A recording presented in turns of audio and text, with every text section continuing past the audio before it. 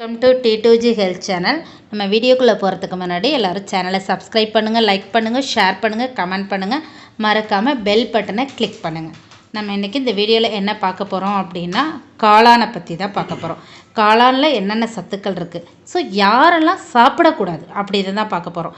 ஏன் சத்துக்கள் அதிகம் உள்ளதை சாப்பிட்டா என்ன அப்படின்னு தோணும். கண்டிப்பாக எல்லோரும் சாப்பிட்லாம், ஆனால் சில பேர் கண்டிப்பாக சாப்பிடக்கூடாது அப்படின்னு இருக்குது. ஸோ அதில் என்ன சத்துக்கள் இருக்குது, யார் சாப்பிடக்கூடாதுங்கிறத பார்க்கலாம். காளானில் என்னென்ன சத்துக்கள் இருக்குது அப்படின்னா zinc, copper, mineral, potassium, sodium போன்ற ஆன்டி ஆக்சிடென்ட் இருக்குது. மற்றும் விட்டமின் கே, சி, டிபி போன்ற சத்துக்களும் இருக்குது. இதில் அதிகமான புரதச்சத்தும் இருக்குது. ஸோ இந்த காளானை யார் சாப்பிடக்கூடாது அப்படிங்கிறத பார்க்கலாம். இவ்வளோ நன்மைகள் இருக்கக்கூடிய இந்த காளான் சில கெடுதல்களையும் ஏற்படுத்தக்கூடியது. அதாவது அலர்ஜியில் தொடங்கி நிறைய பேருக்கு நிறைய பிரச்சனைகளை ஏற்படுத்தக்கூடிய அளவுக்கு காளான் இருக்குது.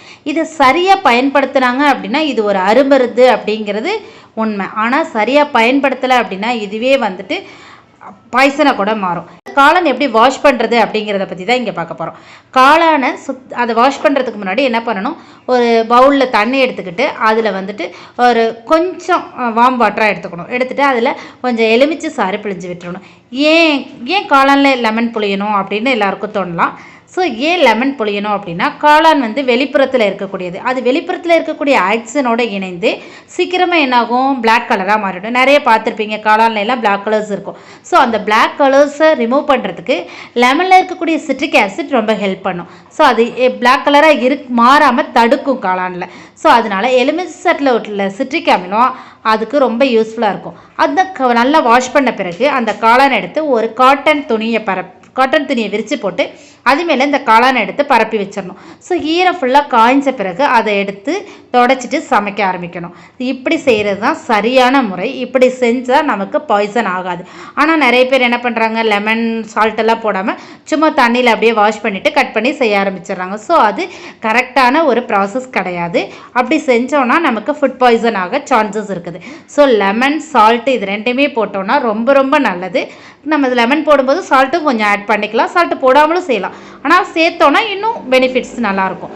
ஸோ பொதுவாகவே பாக்கெட்டில் வாங்கின அந்த காளானை எவ்வளோ நாள் நம்ம யூஸ் பண்ணலாம் அப்படிங்கிற டவுட் எல்லாருக்குமே இருக்குது.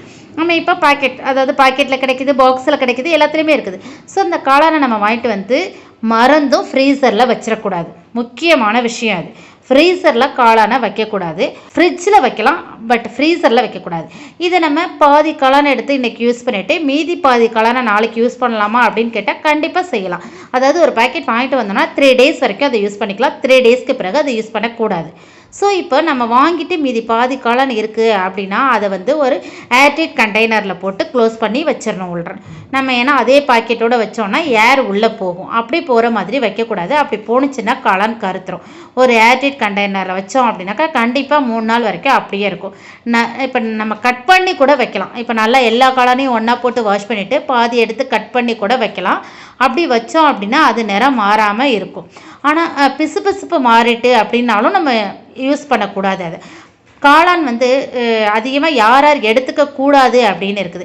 காளான் வந்து கன்சீவாக இருக்கக்கூடிய பெண்கள், தாய்ப்பால் கொடுக்கக்கூடிய பெண்கள் எடுத்துக்கக்கூடாது. காளானில் வந்து பியூரின் சத்து அதிகமாக இருக்கிறதுனால கீழ்வாதம் இருக்கிறவங்களும் அதிகம் சேர்த்துக்கக்கூடாது. அதே போல் காளானை நல்லா சமைத்த பிறகு உணவில் சேர்த்துக்கணும். அதாவது என்னென்னா, இப்போ காளானை வந்து வாஷ் பண்ணிவிட்டு போட்டோம் அப்படின்னாக்கா அதுலேருந்து தண்ணி விடும். அந்த தண்ணி ஃபுல்லாக வத்துற வரைக்கும் அது வேகணும் இல்லையா? அப்படி ரொம்ப நேரம் அது வெந்துருச்சு அப்படின்னா ஒரு மாதிரி ரப்பர் தன்மையாகிடும். ஸோ அப்போ இந்த ரப்பர் தன்மை உள்ள அந்த காளானை சாப்பிட்றதுல வந்துட்டு எந்த பெனிஃபிட்ஸும் கிடையாது. அதனால் என்ன பண்ணுறோம், எல்லாமே குக் பண்ணி முடித்த பிறகு லாஸ்ட்டாக காளானை போட்டு கொஞ்சம் ஒரு 5 minutes அதை நல்லா குக் பண்ணிவிட்டு அப்படி நம்ம உணவில் எடுத்துக்கணும். காளான் சத்தான பொருளாக இருந்தாலும் அதை வந்து நம்ம சாப்பிட்ற முறைகள் இந்த மாதிரி ஃபாலோ பண்ணோம் அப்படின்னாக்கா கண்டிப்பாக எந்த பிரச்சனையும் ஏற்படுத்தாது. பட் இது மாதிரி நம்ம ஃபாலோ பண்ணாமல் இருந்தோம்னா சரும அலர்ஜி வரும், அரிப்பு, தடிப்பு இதெல்லாமே ஏற்பட வாய்ப்பு இருக்குது. ஸோ காளானை வந்து இப்போது நம்ம குழந்தைக்கு தாய்ப்பால் கொடுக்குறவங்க சாப்பிடக்கூடாதுன்னு இருக்கோம். சரும பிரச்சனை, கீழ்வாதம் இருக்கிறவங்க இவங்கெல்லாம் சாப்பிடக்கூடாது அப்படின்னு சொல்லியிருக்கிறோம். சில பேருக்கு காளான் சாப்பிட்ட பிறகு என்னாகும், ஒரு மாதிரி டயர்ட்னஸ் வரும். அவங்க வந்துட்டு ஒரு மாதிரி பலவீனமாக இருக்க மாதிரி நினைப்பாங்க. சில பேர் என்ன பண்ணுவாங்க, காளான் சாப்பிட்டது ரொம்ப ஃப்ரெஷ்ஷாக இருப்பாங்க. ஸோ அவங்களுக்கு எதுவும் செய்யாது. ஆனால் நமக்கு டயர்டாக இருக்குது காளான் சாப்பிட்டதுனால, ஒரு மாதிரி டைஜஷன் ப்ராப்ளமாக இருக்குது அப்படின்னா சில பேருக்கு டிசென்ட்ரி போக ஆரம்பிக்கும், சில பேருக்கு உடம்புல வந்து தடிப்பு வர ஆரம்பிக்கும், சில பேருக்கு வாமிட்டிங் வரும், வாமிட்டிங் சென்சேஷன் இருக்கும், இந்த தோல் வெடிப்பு, தோல் எரிச்சல் இதெல்லாம் ஏற்படும். சிலருக்கு ஒரு மாதிரி மூக்கில் இருந்து அரிப்பு, தொண்டை கரகரப்பு, இந்த மாதிரி நிறைய பிரச்சனைகள்லாம் ஏற்படும். ஸோ அப்படியெல்லாம் இருக்கிறவங்க காளானை அவாய்ட் பண்ணிடணும். காளான் சாப்பிட்ட பிறகு ஒரு மாதிரி ஃப்ரெஷ்ஷாக இருக்கும். சிலருக்கு வந்துட்டு காளான் சாப்பிட்டது ரொம்ப மகிழ்ச்சியாகவும் உற்சாகமாகவும் இருப்பாங்க. அதுக்கப்புறம் அவங்களோட உடம்பு ஒரு மாதிரி கூச்ச உணர்வு, கொஞ்சம் நேரம் கழித்து மனசோர்வு இதெல்லாமே இருக்கும். ஸோ இவங்கெல்லாமே கொஞ்சம் அவாய்ட் பண்ணலாம். முக்கியமாக தாய்ப்பால் கொடுக்குறவங்க கர்ப்ப காலத்துலேயும் அந்த பெண்கள் வந்துட்டு காளான் வந்து யூஸ் பண்ணக்கூடாது. தலைவலியை ஏற்படுத்தும் சில மருந்துகள் மற்றும் மருந்து பொருட்கள்லாம் இருக்குது. ஆனால் இது வந்து சிறிது நேரத்தில் குணமாகும். ஆனால் சில காளான்களை உட்கொண்ட பிறகு ஒரு நாளைக்கு மேலே இது போல் தலைவலி வந்துட்டே இருக்கும். சில பேருக்கு காளான் சாப்பிட்டா தலைவலி இருந்துக்கிட்டே இருக்கும். ஸோ அப்படிப்பட்டவங்களும் அதை அவாய்ட் பண்ணிடணும். காளான்களை வந்து அதிக அளவு நம்ம சாப்பிடும்போது குழப்பத்தையும் ஏற்படுத்தும். குறைந்த இரத்த அழுத்தம் உள்ளவங்க காளான் சாப்பிடும்போது மயக்கம் கூட ஏற்படலாம். ஸோ காளானில் நிறைய பெனிஃபிஷியல் எஃபெக்ட்ஸ் இருந்தாலும் சில இந்த மாதிரி தீமைகளும் இருக்குது. ஸோ அப்போ இதை என்ன பண்ணணும், யாருக்கு ஒத்துக்கலையோ அவங்க அந்த ஃபுட்டை விட்டுட்டு ஒத்துக்கக்கூடிய மற்ற ஃபுட்டை சாப்பிட்லாம். ஆனால் ஒத்துக்கிறவங்களுக்கு காளான் ரொம்பவே நல்ல ஒரு உணவாக இருக்குது.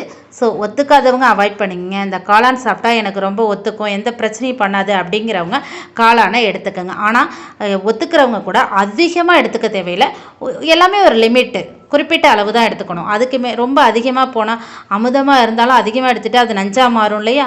அதனால் கொஞ்சமாக எடுத்துகிட்டு அதோட பெனிஃபிட்ஸ் எல்லாத்தையுமே முழுமையாக அனுபவிங்க. தேங்க்யூ ஃபார் யுவர் வாட்சிங்.